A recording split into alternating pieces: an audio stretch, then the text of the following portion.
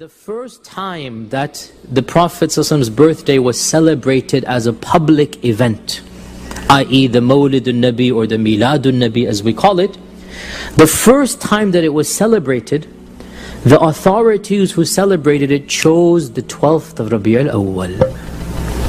And because they chose the 12th of Rabi' al-Awwal, now that's it. It just spread like wildfire. The day and the event and the custom. Now I have written a detailed article about the history of the Mawlid and who started it and how did it become popular. And just to summarize, the Mawlid or the Milad al-Nabi, the first recorded instance that we have of anybody celebrating Milad al-Nabi is around 517 Hijrah. 517 Hijrah, i.e. the 6th century of Islam. So for 500 years, the concept of celebrating the birthday of the Prophet is simply unknown to the Muslims. They cannot, because celebrating birthdays is not a custom that comes from Islam or from, I'm not saying it's haram by the way, I'm saying it's not something that the Arabs would do. They wouldn't record birthdays to celebrate them in the first place, right? Many of you, I know my own grandmother had no idea when she was born. They didn't record these things. It was not something of significance to them. The day and the month and the year that you were born. This is a Western concept that is now modern. Everybody records it. But it was not something that, if you even ask your own grandparents, many of them would not know. You know, it's not something that was recorded. And so, the concept of celebrating it is a very late addition. And the first group that celebrated it were the Fatimids of Egypt. And the Fatimids are a dynasty that are not of Sunni theology. The Fatimids are the ancestors of, in today's time, the Aga Khanis and the Buhra, the Ismailis. The Fatimids are the ancestors of these groups, Shia groups. And for a number of years they ruled over Egypt. The Fatimid dynasty ruled over Egypt. And they instituted over 30-40 festivals.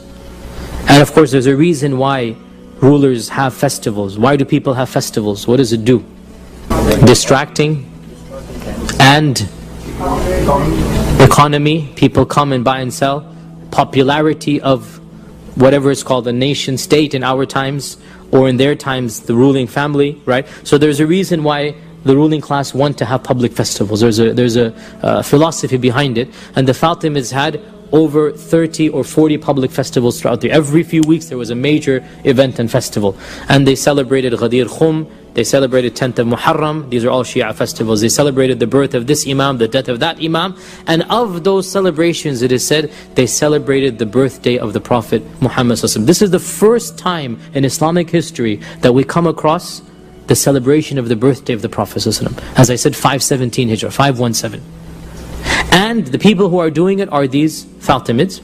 And as we said, there's clearly a motive for them to do it. When it was done in Fatimid Egypt, then 150 years later, some Sunni governors thought this was a good idea and they imported this particular festival. And because it was done in Egypt on the 12th of the Rabi' al-Awwal, Egypt at that time was a Fatimid state, they imported it to Mosul, which is outside of Baghdad, it's a place in Iraq. The first Sunni governor, he was not a Khalifa, the first Sunni governor who celebrated the Mawlid, celebrated it around 670 or so Hijrah. So for 670 years this was unknown in the Muslim world, to celebrate the birthday of the Prophet ﷺ. And this celebration was done once again on the 12th, and it became a very luxurious festival. And various governors and rulers would then compete with each other who could have the bigger festival and the grander festival. Free meat and free bread and free gifts were given out, and people, so it became literally a national festival. And as I said, there are reasons why rulers want to do this, and so they began to compete with one another in order to attract the trade, the commerce. Just like now, why do governments want the Olympics to happen in their country? Right? Why do governments want the World Cup to come to their country? There's reasons. We need to be a little bit more reading in here. And so the governors wanted these festivals to become the biggest, so each one wants theirs to be bigger and bigger. And of course it's the birthday of the Prophet, who's ever going to say anything about that? And so slowly but surely, from 660 AH, it began to spread in Sunni lands. Initially some scholars opposed it. Some scholars said, well, if you do it with these conditions it's okay. After a while, under public pressure, just the floodgates opened and it became a very, very common festival. And you all know my opinion on this is that the way to celebrate the birthday of the Prophet ﷺ, if you really wanted to celebrate it, is to fast on Mondays. Because that's what he would do. If you really want to celebrate his birthday, then you should fast every Monday. Because when he was asked, why do you fast on Monday? He said, because I was born on a Monday. So to take one day of the year and do events and whatnot, I mean, I'm not going to be harsh here, but let me just say, it's a really easy cop-out to show that you're loving the Prophet ﷺ, if you do something one day. Real love is to be dedicated throughout the year, right? Real love is to show that love every single day, and not just one day of the year by giving some money and going to a festival. Nonetheless, so because the first time that the Mawlid was celebrated was the 12th of Rabi'ul Awwal, what happened? It became the date associated in the minds of the people. For 600 years in Islam, no Muslim scholar, no major Muslim Khalifa, no theologian, scholar of Hadith Fiqh, ever spoke about the concept of celebrating the birthday, because they had no idea of something called a birthday. The concept of celebrating a birthday is not an Islamic concept. It didn't come to their minds. So for 600 years after the death of the Prophet ﷺ, nobody in the entire Muslim lands, Muslim, we're not talking about Christians with Christmas, Muslims are not celebrating the birthday of the Prophet. Why? Abu Hanifa, none of them. Buhari, Muslim. None of them. Because the concept was not even in their heads. They didn't warn against it either because nobody did it. Yeah. You understand? They did it. It's like the thing doesn't even arise in their heads that somebody would do that. It's non-existent. Then in the year around 620 something or so, one of the mystical groups, the Sufi groups, one of them in the fringes of the Muslim Ummah, they decided to do this deed. And some scholars say that this act, the thought of it came from celebrating Christmas. That when the Christians show respect to Jesus Christ, then these guys thought that they could do better and show respect to the Prophet by celebrating his birthday. Okay? And so it was started at the fringe of the Ummah, in the areas of Khurasan, far, far away. And then it caught and spread like wildfire in the next 200 years. It took 2 centuries. And in the beginning, most of the scholars were opposed to it. And we have many scholars who actually wrote fatwa against it. Some of them said, oh, this is a really strange thing. It's a bid'ah, it's an innovation, but there's also some good that the Muslims come together and they mention the Prophet, they send salat and salam upon him. And of the people who said this is a very famous scholar, Ibn Hajar. Ibn Hajar al-Asqalani, the famous Ibn Hajar. He said, this is a bid'ah. The Prophet never did it.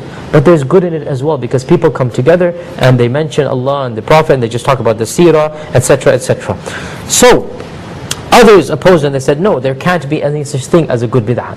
This whole concept of good bid'ah doesn't occur to them.